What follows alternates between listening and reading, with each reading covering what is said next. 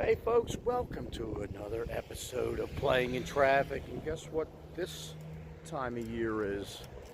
It's the road to WrestleMania. And anytime you hear that, obviously the pro wrestling fans, this is a big time of the year for them, at least those that follow like WWE. I kind of watch all of it, so yeah, Road to WrestleMania is a big deal. And this month's the Royal Rumble, somewhere in the United States. So I said, you know what? I'm taking a ride today to look at an area and a place that I treasure deep in my heart, being a fan of pro wrestling since somewhere around 1977. And I, at that time, it was WWWF. That was the company that I watched. I mean, honestly, if anyone knows anything about pro wrestling, so it was territory based for a very, very long time, probably till the early 80s. So, quite frankly, if you lived in Philly, Boston, New York, DC, Baltimore, your options of seeing wrestling programming was WWWF, because Vince J. McMahon, Vince's father, who owned the company, that was his territory. And that's what he broadcast all around the Northeast area of the United States. I think like years later, maybe as early as the late 70s, early 80s, there was an outside chance if you had some kind of funny antenna or blah, blah, blah, blah, blah, blah, you might have seen some Georgia stuff. But for the most part, the only thing you were really able to see was WWWF. I'm not complaining because it was great. And if you were trying to see NWA, Georgia, Florida, Lucha Libre, blah, blah, blah, blah, blah, blah, blah, list goes on and on. You were buying wrestling magazines to see what those wrestlers were doing, and then occasionally they would swing through the territory. Okay, enough of that build-up. Where am I at today? Well, where I am is, and right to my left would have been where the Philadelphia Arena was at 4530 Market Street. And it was, for me, all the way up until probably 1979, my TV programming, and definitely in 77, my TV programming was exactly all about this building. And a lot of the programming was put on television. WWWF programming was actually right here. And this was the Philadelphia Arena. And the Philadelphia Arena was old. It dates back, I think, it did date it back all the way to 1920. And it would be to our right here. Again, 4530 Market Street. And yeah, it was like, that was, it just was, it was the greatest. And last night I was trying to, like, it's so, at least for me, it's difficult to establish, like, okay, what was the agricultural hall in Allentown? What was the Philadelphia Arena when you're watching video from back then? And when I used to watch it, so up until 1979, you very well were watching, if you're watching WWF TV, you're watching the program that was broadcast from the arena, the Philadelphia Arena. And that was, you know, I'm around back at this place. I don't know the dimensions of it. I know it sat close to a little over 5,000 capacity. When you were watching wrestling, you barely saw the bleachers in the back. It looked like they were wooden, like rolled out bleachers. Maybe about 5 to 10 rows of seating around the ring. That's all that's all that I really remembered seeing. I'm going to put some stills up of what the programming looked like. What do I remember most about it? Vince's yellow jacket. I remember that. I want one of them really bad.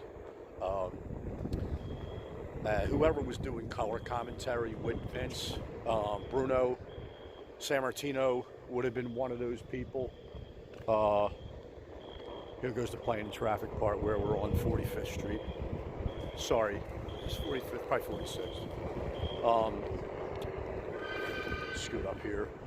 And yeah, these are the things that I remember. And last night I was watching, and this is probably just about a year prior, or right around the year I started watching. If you ever get a chance, the 1977 Manager of the Year, I'm positive that was in the Philadelphia Arena. When they gave that trophy out, that was it was really, really good. Vince takes an incredible bump. It's just great. Albano, Blassie, the Wizard, and the only babyface manager was Arnold Skolin. But it's just so good. It's just such great television. The managers were so freaking good. That was there.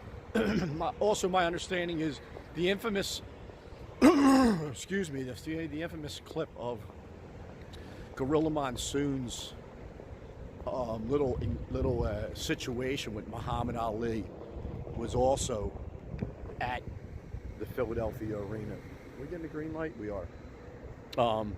So yeah, like that was a whole nother thing right there. You know, like it's just magical. I'm still a fan. Literally watched wrestling, thought it was real back in probably all the way up to probably like 81 or 82. And then went, oh, I still like it because I love how they're scripting it. I love blah, blah, blah, blah, blah, this, that, and the other thing. And here I am at 57 with tickets to WrestleMania, which is in Philly this year at Lincoln Financial Field. And I was like, yeah, I've been planning to come out here for months. I probably passed this area a handful of times, never knowing where the Philadelphia Arena was. But it was here. And I'm going to show you a marker for people that may be interested in this, because I also believe that WFIL had a building, and I think that building was right here on the, this is what I'm shooting right here. I didn't look up the address of that, because there is a marker here, a historical marker that I'm going to show you, about Bandstand. Stop. See if you can read that. American Bandstand. Hopefully you can read it.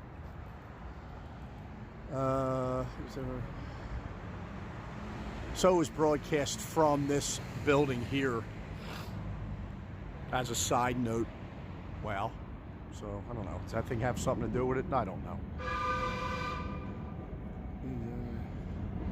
So television production, obviously you can see that there. Here's the market line heading out west. Well, we're in West Philly, so heading out further into West Philly.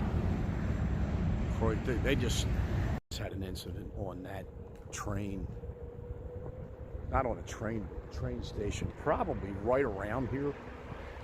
I think where it went underground, it looked like an underground station, so it wasn't.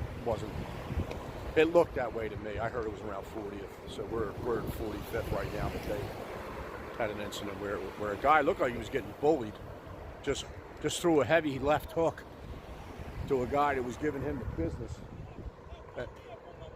and that dude went into orbit and landed squarely on the train tracks and got hit by a train. And that was a few days ago. This has been a very busy week for weird oddities. I think I'm going to be recording one a little further in with this episode as well. But so here it is. Yeah, right behind me, right here. This housing right now is obviously what's currently here. What was here was the Philadelphia Arena. And one other side note about the arena is that the World Championship usually, certainly did not happen. The singles championship, the WWWF champion, that belt would rarely ever change hands at a Philly arena ever. And I'll even add one more to it, is that I'm pretty sure it never happened to the building I'm going to add in the next clip, which would be, all right, I'm not going to give that away. Next, the real big arena, the championship never changed. Tag team belts have changed, not the singles championship, but 1973, right behind me here, Worldwide Wrestling Federation Championship did change hands. The champion was Pedro Morales. This was December of 1973. And Stan the Man Stasiak beat him for the title. The word is that Stan Stasiak found out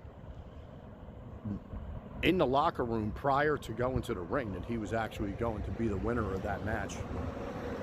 And, you know, smaller detail, was basically just a transitional champ because they didn't put the belt on, I think they put the belt back on Bruno. So it was just, they weren't going to go babyface, because they really didn't do that back then. You know, at least title change, and they weren't going to do that. So they went Pedro Morales to Stan Stasiak to Bruno Sammartino, and that happened here. Very rare for the heavyweight championship to change hands. It happened once in Baltimore. It happened once in Philly. And pretty much every other time it was MSG, New York, which was, you know, hey, that's ground zero right there for pro wrestling back then. They had the best, they had everything. And that's where that championship usually changed hands. But hey, one time, if it was one time only, then so be it. So that was it. The Philadelphia Arena, former location at 4530 Market Street.